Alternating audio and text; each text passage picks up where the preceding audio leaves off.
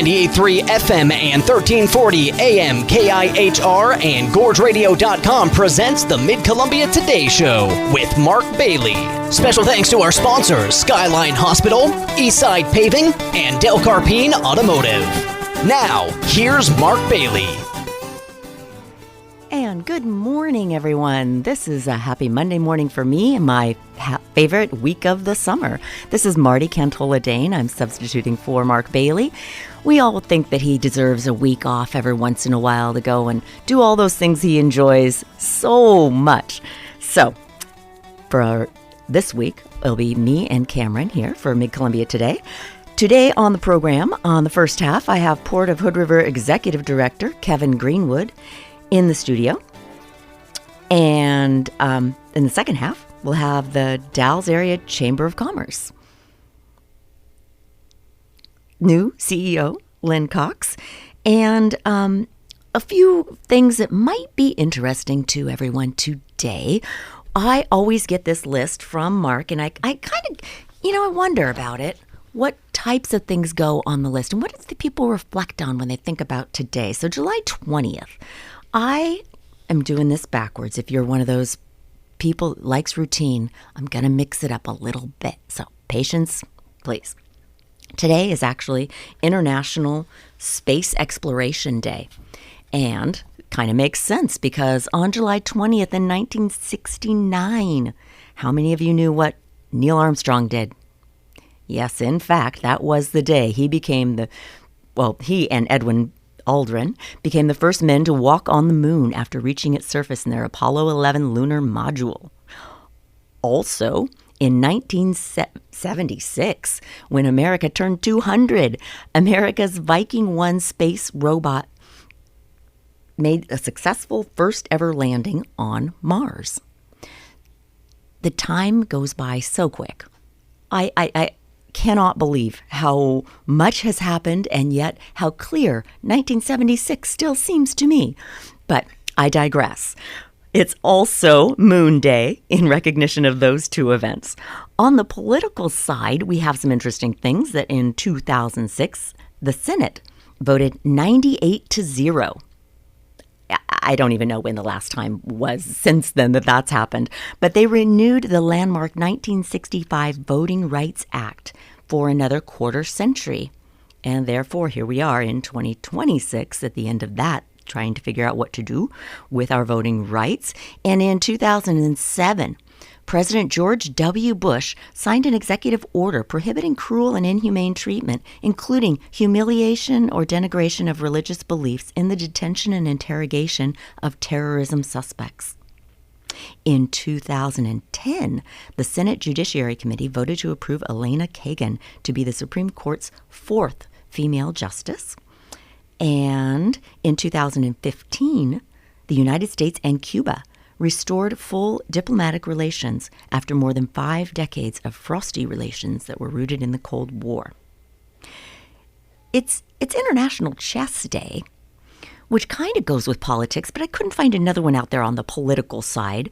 So you might be tempted to get out there and play a game.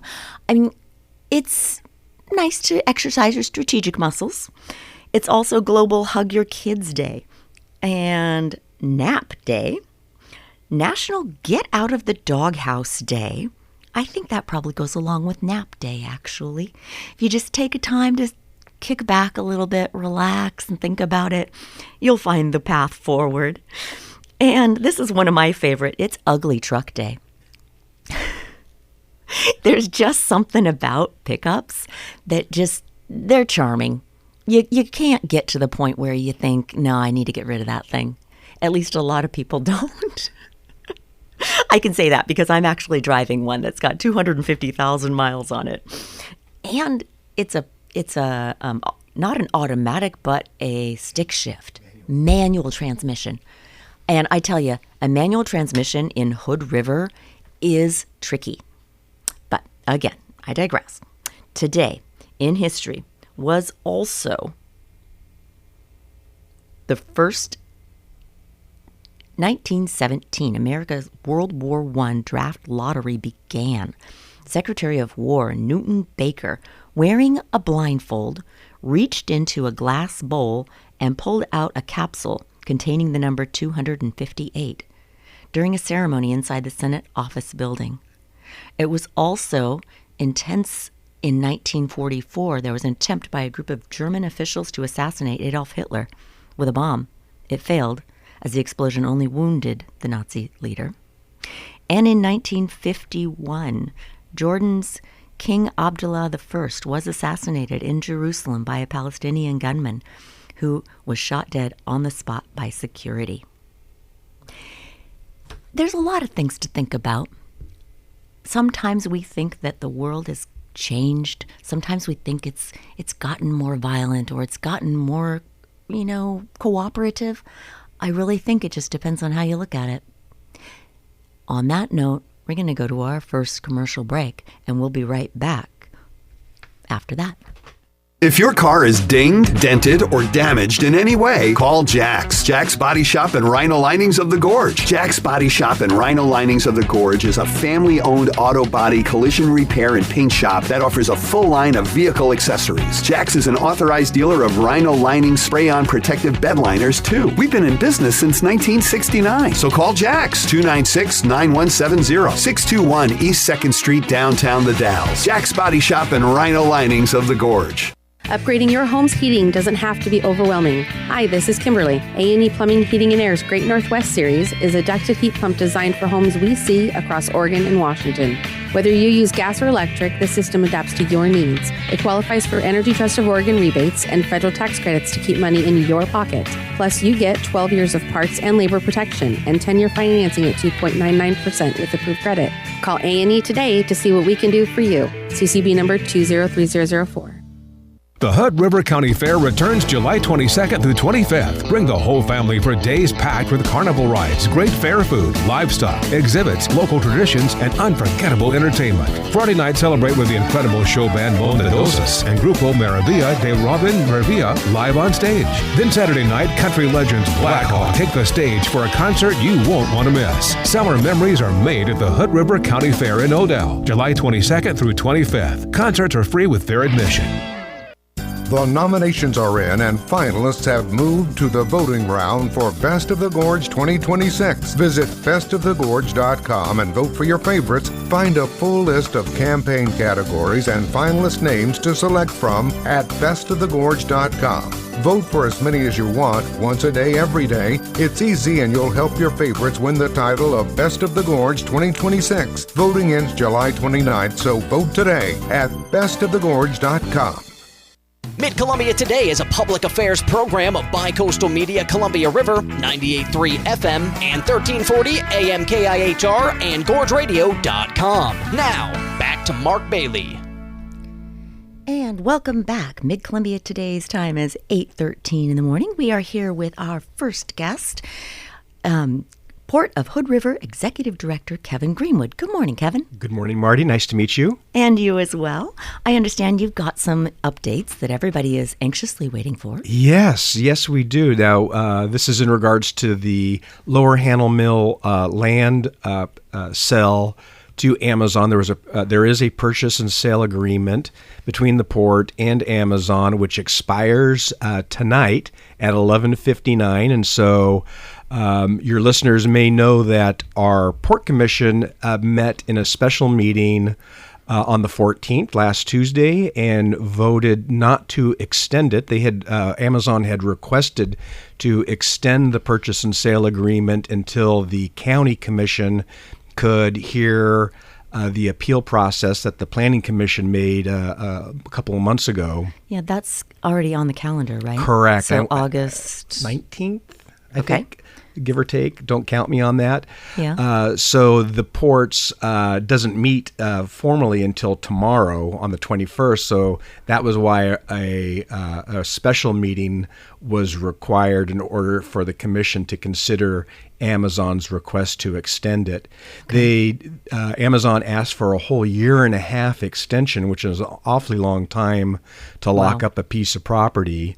But the commission ultimately voted not to extend it, which still allows Amazon to submit a notice to close by midnight tonight. So if the port does receive that notice for the balance of today, then that will be noticed that they plan on closing on the property. And there's really nothing that the port can do to stop that. I think our commission really felt like it was important to move on the transaction. It wasn't intended to be a reflection of against the use. I think everybody, at least at the port, was very supportive of the jobs and the tax base that would be added to the county rolls and the economic development side. But a year and a half and not having certainty, there was a lot of discomfort from the commission to lock up the property for that long. Yeah, I can understand that. Yes, and so that was where the decision is. So we haven't received anything yet, but like I mentioned earlier, Amazon has until midnight tonight to submit the notice.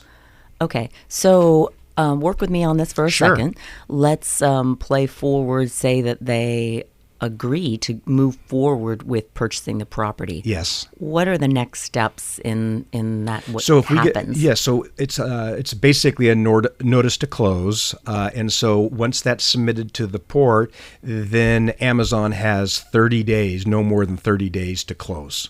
Okay. And so that's just the process that was in the original purchase and sale agreement. It's been the due diligence period is 210 days with 2, I believe, 45-day extensions. Those have both been exercised.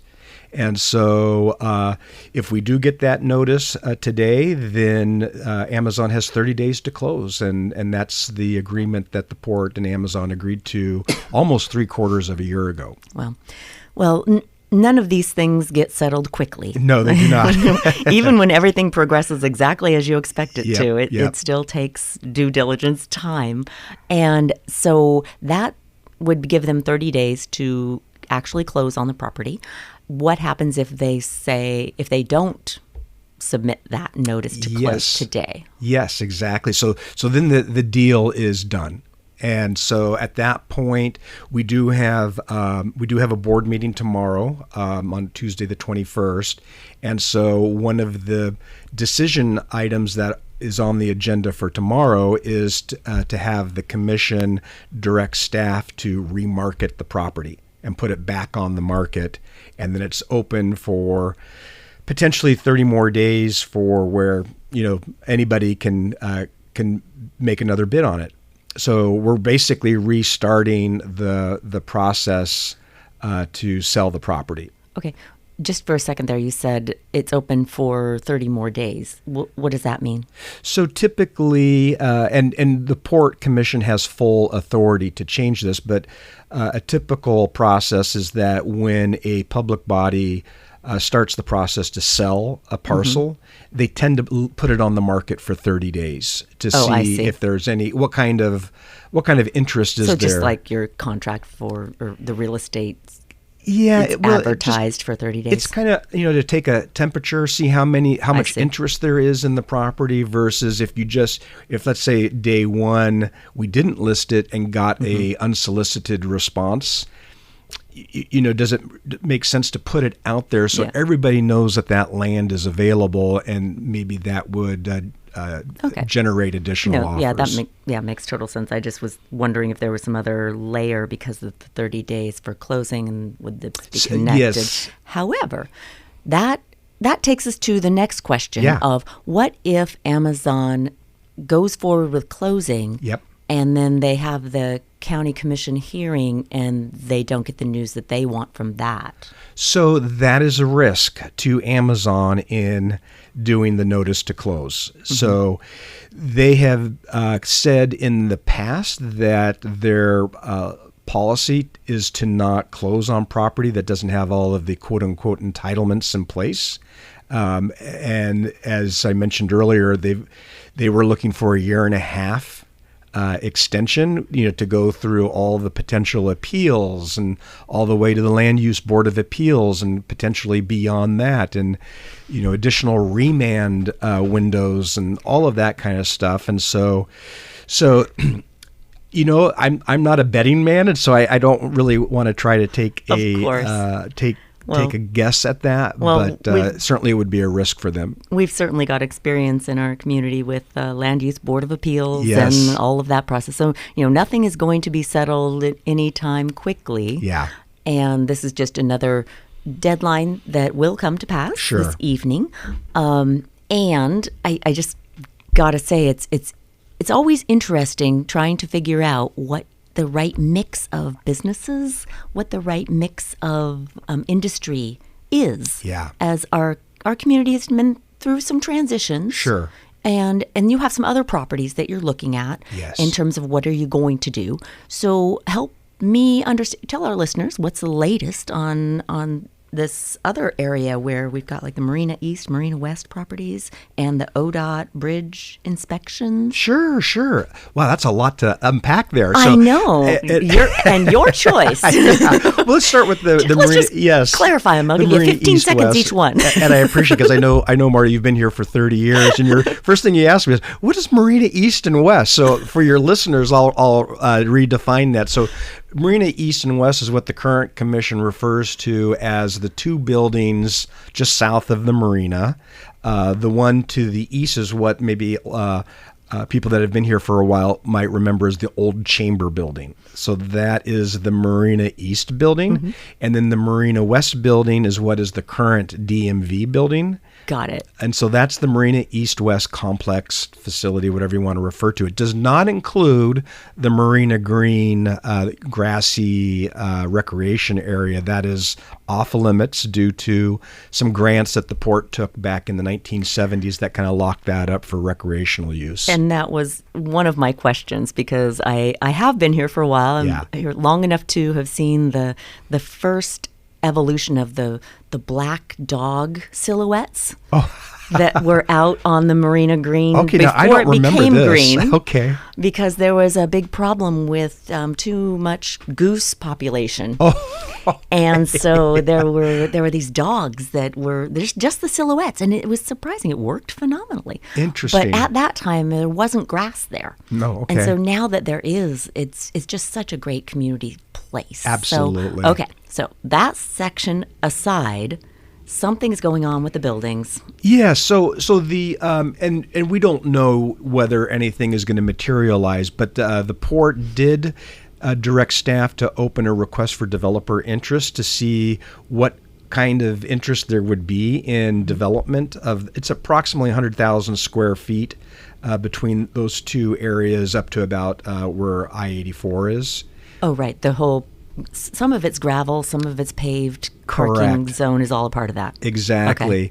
The RFDI also said that that the waterfront trail, not only did it need to be kept, but it needed to be enhanced. And to So we won't go over the deck of the building well, anymore? or maybe the deck will be removed and something more attractive could be installed there. Okay. I think the commission's vision is to really enhance the public's access to the waterfront, including the trail and the amenities, while looking at what kind of commercial opportunity could also enhance the area and bring some business to that part of the port. Okay. So let's get down to brass tacks a little bit. Like, what kinds of things are you thinking about? Yeah, so we received one proposal from that a couple of months ago, and it was from CMLK Development. And in their proposal, there were three options for potential development. None of this is for sure. It's really just a first volley, if you will, of an opportunity for the port and the developer to discuss a path forward with lots of off ramps in case the port doesn't like what is transpiring. I understand, and at the same time, curiosity is just getting to me. Yeah. So what kinds of businesses are we looking at? So I think the one that was of most interest was something that really enhanced the recreational interface from the business side to the marina, and that would include maybe an enhanced pathway that maybe had a bistro, kind of a patio along that trail, that where people could sit there and look at the marina and the sailboats and those types of things. I got to say that I haven't seen very many small developments on the docket these days. Yes. And so are you talking about like a hotel with businesses at the bottom? Yes. Or like a brewery that would have a bistro? I think all of that would be really attractive. Yes, those are the types of things that they're looking at doing. There's also some interest in perhaps having like kayak storage, some type of place where people could store their kayaks or canoes that could be utilized throughout the year, but people wouldn't have to cart them down. They'd have a place that they could store them. Those types of things where there's definitely a public interface, and it's not kind of held off to just the tenants or the owner of the building, because it would be a land lease. The port would not be developing it. It would be a land lease between the port and the developer. Okay. The other topic, we've just got a couple minutes. Sure. So I won't hold you to your feet to the ground for where it goes, but the ODOT bridge inspections are underway. That's correct. What can we look forward to in terms of an outcome from that? Yes. So every bridge in the state of Washington, frankly in the United States, federal highways requires them to have biannual inspections for obvious reasons. Mm-hmm. And so this is a biannual task where we actually have people that are contracted by ODOT to come and actually go under the structure of the bridge to look for things like cracks, rust, missing bolts, those types of things. Is this the inspection that happened the last time and ended up with a rather low rating on the existing bridge? Gotcha. So you're talking about the Federal Highway Sufficiency rating. Yeah, I'm just not sure. Yes. When this inspection is over, what do we have? Yes. Yeah. So there are two biannual inspections. One is for the structure itself, and then the other is for the substructure. Oh. So that basically every year a part of the bridge is being inspected by ODOT contractors. So the sufficiency rating has been low, not because the bridge is about to tip over into the drink. It's really because if a new bridge were to be built, it would have greater standards. Yeah. And so the sufficiency standard is just to say the lanes, as everybody knows, are very substandard. And so it's a little confusing that such a low rating is not an indication of safety, but really about what the typical today standard would be for a new bridge. I think you've got 100% agreement out there that we indeed could use more inches in each lane. Yes. As we go across. Marty, I hope you haven't lost a side view mirror. I have not, but mine does move in. Okay. And so every time crossing that. Anything else that's happening? Oh, how will people know what this Amazon decision has been? Since it's at 11:59. Yes. When will the port announce? I think the port tomorrow morning, probably by 9 o'clock, will release a press release of some type. We close our show at 8:58 in the morning. Oh my gosh! Okay, well I can call you up if I would appreciate it. All right. You have to text me your cell number, and I'll text you the results as soon as we get in. We have an agreement, Kevin. Okay, that sounds great, Marty. Thank you. Yes, thank you for your time. Yes, and it's been nice to meet you and get caught up. I will be back in a moment. This has been Kevin Greenwood, the Executive Director of the Port of Hood River. Our next guest is Lynn Cox with the new CEO of the Dalles Area Chamber of Commerce. I'm just getting my titles correct here, but we'll be back after this. Hello, this is Dr. Stanley with Cascade Orthopedics and Sports Medicine Center. Does your child play a club or school sport that requires a sports physical to participate? Sports physicals focus on the health of the athlete and are required every 2 years from 7th through 12th grade. At Cascade Orthopedics and Sports Medicine Center, we offer same-day appointments for sports physicals that meet both Oregon and Washington state requirements. Please call 541-296-2294 or visit cosmc.org to schedule an appointment for your athlete today. At the Springs at Mill Creek Assisted Living Community, we believe in living with purpose and enjoying life to its fullest. Nestled at 1201 West 10th Street, The Dalles, our community offers more than just a place to stay. Imagine dining on your schedule from 7 a.m. to 7 p.m., choosing your meals from a full menu that suits your taste and lifestyle. Here, every day is an opportunity to thrive, connect, and embrace the joys of life. Discover a vibrant community where you decide how to spend your day. Visit the Springs at Mill Creek because your best life is waiting. Coffee for Mid-Columbia Today guests is provided by Hood River Coffee Roasters, the Gorge's local coffee roasters, on Tucker Road on the Heights in Hood River.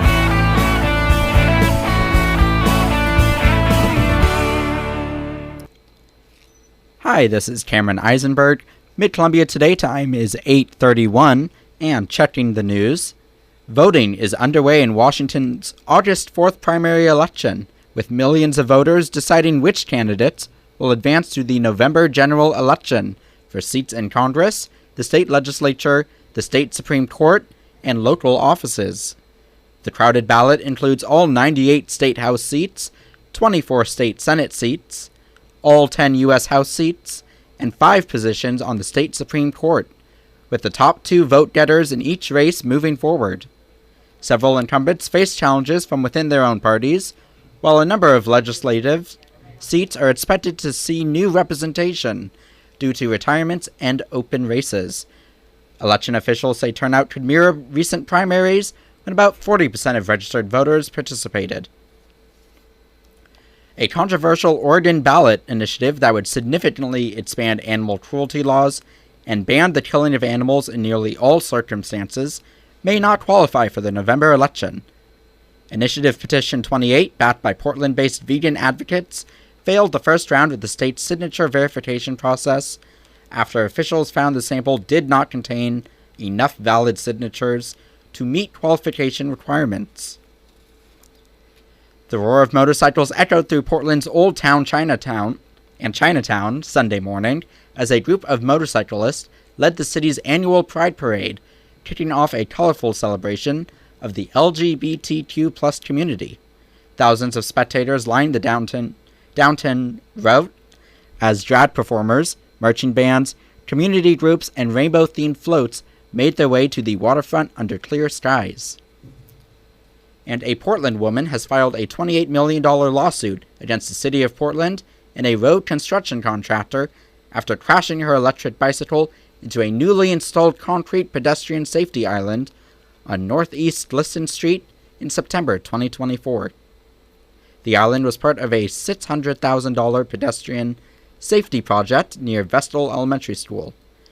Lopez had previously filed a similar lawsuit seeking $13.4 million, but has since refiled the case, increasing her demand for damages to more than $28 million. Checking the weather, it is going to be mostly cloudy and hot today. Highs in the upper 80s to lower 90s. There'll be patchy smoke tonight, and it'll be mostly cloudy with a low around 65. Looking at the weather, it is 69 degrees right now in Hood River, 71 degrees in the Dalles, 68 in Stevenson. Mid-Columbia Today will be back shortly. Hey, it's Zach from Del Carpino Automotive, where we specialize in keeping European rides happy. Audi, BMW, Mercedes, and even those tall Sprinter vans that look like hotels on wheels. We know them inside and out. And if you're wondering where we went, we didn't go far. We're just now 5 minutes from our old shop in our brand new location in the Upper Hood River. Same trusted crew, more space, and the same honest, family-owned service. Come see us at Del Carpino Automotive. European expertise and Columbia Gorge roots. Mid-Columbia Today is a public affairs program of Bicoastal Media Columbia River, 98.3 FM and 1340 AM KIHR and GorgeRadio.com. Now, back to Mark Bailey. And welcome back. We are Marty Cantola-Dane and Cameron Eisenberg in the studio today for Mid-Columbia Today. We have our second guest of the day. We are welcoming Lynn Cox. She has officially assumed the role of President and Chief Executive Director for the Dalles Area Chamber of Commerce. Good morning, Lynn. Good morning. Welcome to the show, and I just am excited to hear that you have been doing a lot of work over the course of many, many years, really to kind of set you up for success in this role.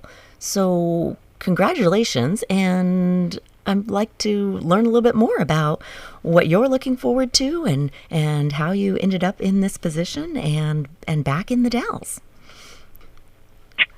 Okay, thank you. Well, I was at Intel for 25 years as a program manager, and decided when the layoffs came that I was part of that. So I started looking, and I found the job here at the Chamber as the tourism director. So I was here starting a year ago. And then our president and CEO decided to retire. So I was able to step into the position and make a transition for her really easily. Yeah, Lisa Farquhar was there for a very long time, and it's kind of exciting to know that someone comes in with probably, honestly, a lot more experience than was necessary to be just the tourism director, and that was recognized. So what are you looking forward to as this new position rolls forward? I'm looking forward to getting to know our members. I'm planning at some point, once the dust settles here, that I'm going to go ahead and talk to each member and see how they're doing, what they need. Just listen, and then from that point, going forward, it'll be partnerships with our members. So I'm really excited about learning about all of what they do. And you're from the Dalles, is that right? That's correct. I did grow up here. Yeah. Yeah. I've got all this background information that you're returning home after more than 3 decades, and this experience with Intel really gives you a different perspective on what's possible and where things can go. But at the same time, you recognize the community that the Dalles is, and it has. I mean, my gosh, this position has a 143-year history. So there've been a fair number of people who've had ideas before you in this one. I can't even think of another job that's been around that long. But that's kind of a unique opportunity. Are you excited about it? I am excited. I'm excited about being back here in the Dalles. I'm excited about getting to know everybody again, and some people that I did know are still here. Some people are not. But, it's going to be exciting. It's going to be exciting to get to know our members, to get to know the community again, and work with everybody on moving forward with this. Right on. What are some of your tasks that are on the docket right now as you're inheriting a role and obviously listening and getting to know what kinds of things are going on at the Chamber as we speak? We're meeting with members. We are getting new members all the time. We're already starting to plan a Cherry Festival, and we are working on our Starlight Parade, working on some other things in the background, just revamping a little bit of stuff and putting a not new perspective, so to say, but a new look and feel, maybe. Mm-hmm. We are definitely thankful to Lisa Farquharson for all the work that she did. She left an amazing organization set up for success. So it was phenomenal what she did here. So we're just going to keep moving forward and do the things that we've been doing in the past, but at the same time, look for little areas that may need to be changed or updated and get what our members need so that they can be successful in their entrepreneurial organization too. I go to the Dalles pretty regularly, And one of the things that I've noticed is just an awful lot of change in the downtown area. Whether that's construction, buildings being renovated, buildings that disappeared, kind of a way of reshaping what people's experience is when they're in downtown.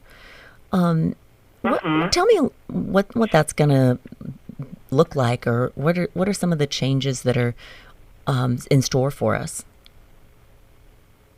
Well, the city is doing a project where First Street is being revamped, and then Federal Street between First and Second will become the new Federal Street Plaza. So that is a lot of the construction that you're seeing in a standing still space.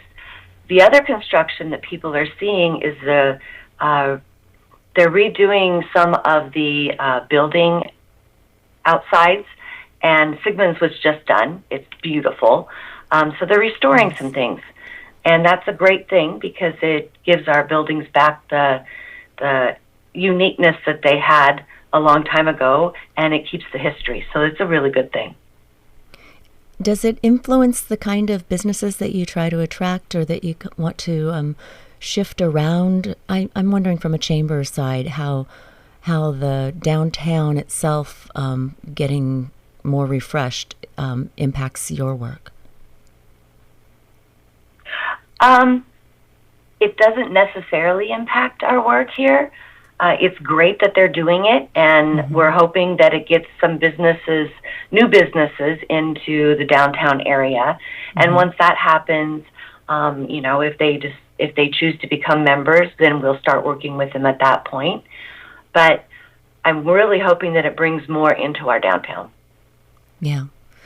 So, just got a few minutes remaining, and I'm just wondering for the people out there that are looking at you as the new voice, the new face, the new mind going into the chamber. What are some of the things that makes you that's going into your vision? How do you see your legacy evolving in this role? Basically, continuing what Lisa was doing, partnering with the downtown, listening to what they need, to what might work for them and what might not work for them, and make changes along the way and adjust. That's one of the things that you have to do. If you're got a playbook and you've made those plays so many times, and sometimes they work and sometimes they don't, then maybe, shifting a little bit to one side or the other to adjust for what the business actually needs or wants, and just listening. That's the biggest thing. You can't really put together necessarily a legacy unless you're listening to what they need and working with them. So that's just where we're headed right now. We're going to just be working with our businesses, listening, and adjusting as needed. I like that you make the distinction between where you can't build something until you know what's needed. You can't really figure out where to go until you know where people want to take it. And I don't know, partnership is coming to my mind, that the result of that listening role is not like a one-time thing where you're going to spend a period and listen to what they have to say and then come up with a grand plan, but rather that may be exactly how you go about doing the work that you need to do, is to bring that extra layer of responsiveness and reactive as opposed to proactive, because things change quickly around here. Yes, they do. Yeah. Is there, I don't know, you said that you had been working for Intel and for quite a long time. Yes. Were there things that you learned there that have stuck with you and you want to pull forward? Oh, yeah. One of the things, coming from, a corporate world, is that you're able to look at things, step back, look at things with a different lens, and that's important. What I did at Intel definitely translates to this job 100%. So one of the things I did there was listen to our customers and hear what they need, hear what they want, hear their issues, see if we can formulate a solution to that, and then bring everybody together. So that's really something that I'm excited to be able to bring into this and move forward with. Well, welcome back. I don't know if it's actually been a physical move for you or just the structural move. Were you living out of the area and now you're living back here? Yes, I was. I was living in the Hillsborough area, so it was a definite physical move. My goodness, that's a different world. Yeah. It's a little bit of an adjustment, but, you know, I grew up here, so I know what was here and what it was like. And, you know, there's a lot of good things here. So it wasn't a difficult one at all. Yeah. Well, I guess this is a little personal, but, you know, welcome home, Lynn. Thank you. Yeah. We're going to wrap this up and wanted to say welcome, but also good luck and look forward to learning about what this role is like as Mark Bailey has a regular rotating schedule of guests. So we'll see you again on the show. But for the Dalles Area Chamber of Commerce, new President and Chief Executive Director, Lynn Cox, it's been nice to meet you. Thank you. It's been nice to meet you too. And we'll be right back after this break. Smiles have started here for more than 20 years. Hood River Dental is proud to grow with our Gorge community. We provide complete dental care for children and adults, general, cosmetic, Invisalign, core whitening, and advanced treatments for TMJ and airway management. Haven't had a checkup in a while? Concerned about snoring or jaw pain? We're here to help. Find us across from Jackson Park on May Street or on Belmont in Hood River. Hood River Dental, family owned. Your comfort is our priority every step of the way. The plans you have for your property need the right equipment. Kubota has reliable tractors, utility vehicles, and mowers to help you make the most of your land, along with strong dealer support. Stop by today to explore our lineup. Right now, bring home Kubota LO2 Series for 0% financing or save up to $4,000. Now through September 30th. See us or go to KubotaUSA.com/disclaimers for full disclaimer. Sea Shepherds, 440 Riverside Drive, Hood River, your Kubota dealer. Coffee for Mid-Columbia Today guests is provided by Hood River Coffee Roasters, the Gorge's local coffee roasters, on Tucker Road on the Heights in Hood River.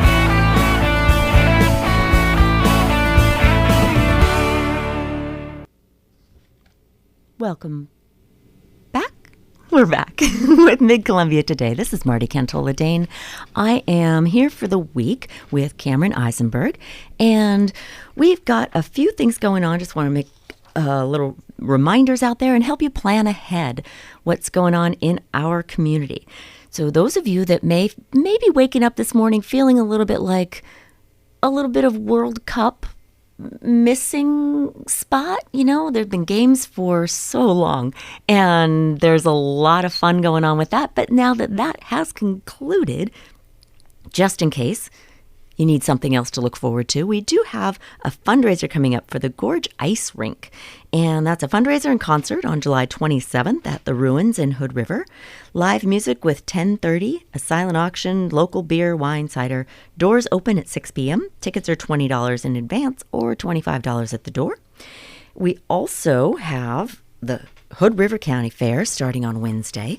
There's not only the booths and the events and the music, but just seeing everybody with all their arts and crafts and animals. It's one of those nice ways to get back in touch with your community. And in case you've got little ones and you've been looking for places to take them and things to do, I believe you can go out and see the animals without charge. So that's one thing to look into. And then also Detective Diggs. I don't know if Cameron's already told you about this one.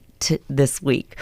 But Detective Diggs it's an event happening at the Dalles Wasco County Library. It is, to be fair, best suited for kids age 6 to 12. So I was kind of excited about the idea, but I think I might be a little aged out at this point. So it's the Case of the Bone Bandit, a playful mystery where children help Detective Diggs gather clues, question suspects, and solve the case together. That's happening this coming Friday at 3:30 p.m. It's at the Dalles Wasco County Library. Also, if you're feeling like maybe you've been sitting there watching TV a little bit too much and you need to get out and stretch your legs, and Klickitat Canyon Days has a 5K river run/walk. And that's this Saturday. Registration at 7:30 a.m. The race starts at 8. It begins and ends on Highway 142, just right in front of the Klickitat Community Center. If you haven't been out there in a while, it's just a really beautiful place. And when they say run/walk, they really mean it. I've actually personally done a couple of 5Ks in the last year, spurred on by my niece who decided to run a marathon. And we thought we'd support her by at least being on the track. So I can say I ran in a marathon, but I turned around really quick. So the thing I wanted to take out of that, though, is that there were people there with strollers and some with dogs and people out with their whole family just going for a stroll. And it's a really fun way to get some exercise, go on a walk, but also support the community and get involved. So you might want to look into that.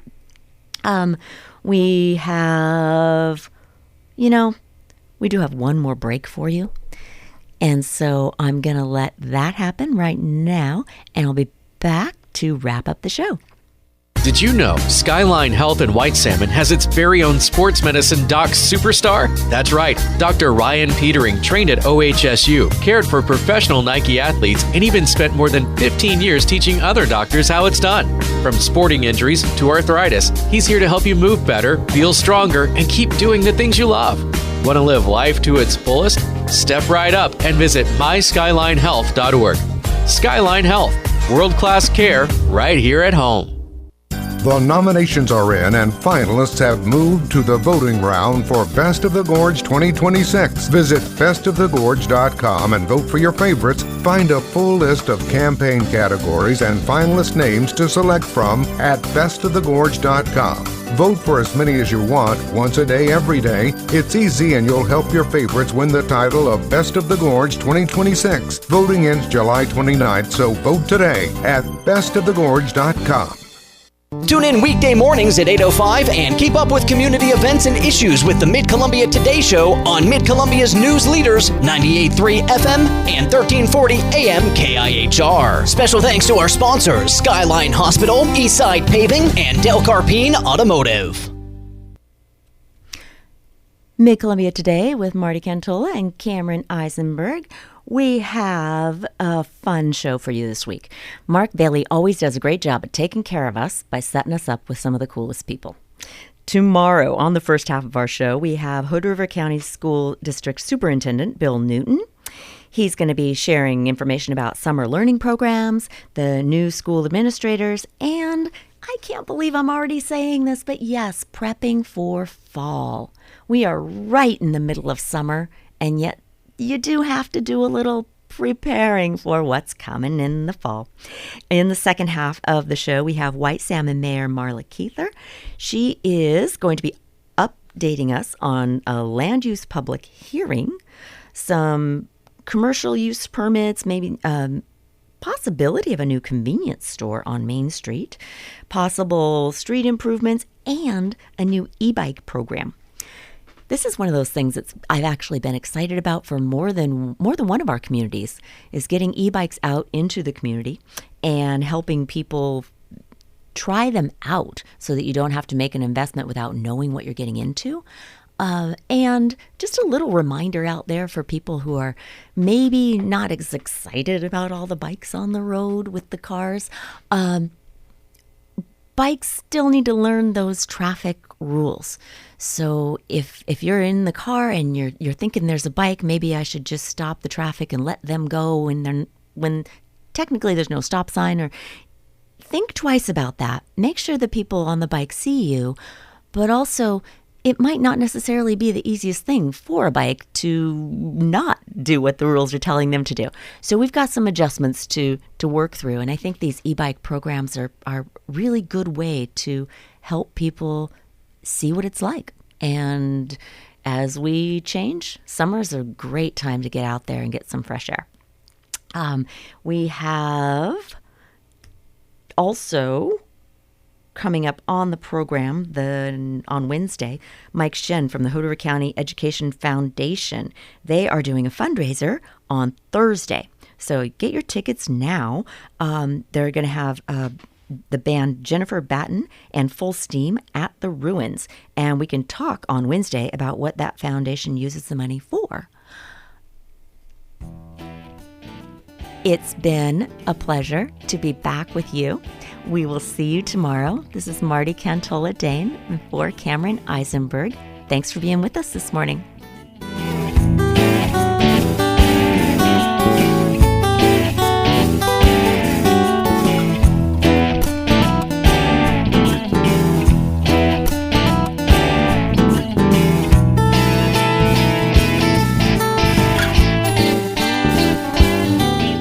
Columbia Today Show is a public affairs presentation of Bicoastal Media Columbia River. The views expressed on the program are not necessarily those of the station, parent company, or of the sponsors. We welcome your suggestions for future shows. Call us at 541-386-1511. Listen to Mid-Columbia Today where you want. Follow or subscribe to Mid-Columbia Today wherever you download your podcast to get the show delivered every day to your mobile device.